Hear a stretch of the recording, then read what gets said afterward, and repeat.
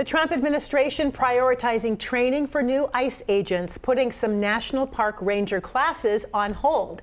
Thanks for joining us at 6:30. I'm Joyce Taylor. I'm Greg Copeland. The postponement could mean fewer Rangers in our national parks. King 5's Bridget Chavez live now in studio with what this could mean for parks in our region. Bridget. Yeah, with training for some law enforcement park rangers pushed back, staffing shortages could grow. And for parks here in Washington, like Mount Rainier, that could mean fewer rangers available to respond in emergencies. When you call for help in a national park, it's usually a law enforcement ranger who shows up first.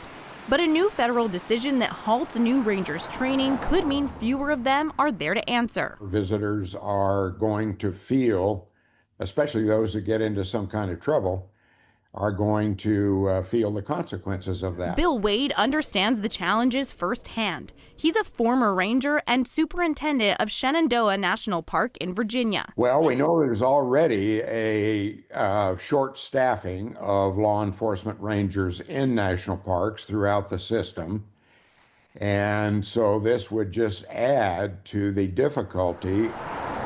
The Federal Law Enforcement Training Centers, known as FLETC, is where new rangers go for law enforcement training.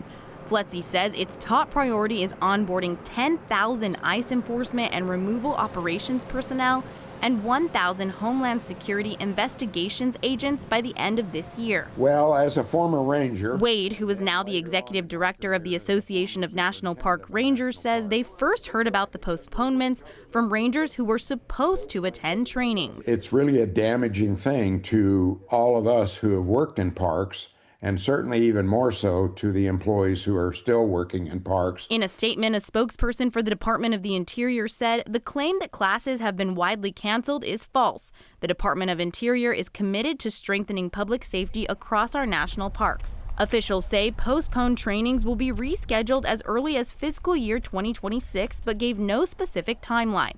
When we asked how many classes were delayed, how many vacancies exist, or what visitors should expect, their response was, quote, "We don't have anything additional to share at this time." I think this overall, what I call the demolition of the National Park Service and the damage to the parks, is going to take years, if not decades now, to overcome. The Association of National Park Rangers also says that some rangers have been hired, but they're worried now that those new staff won't get trained in time to meet demand. Live in studio, Bridget Chavez, King 5 News.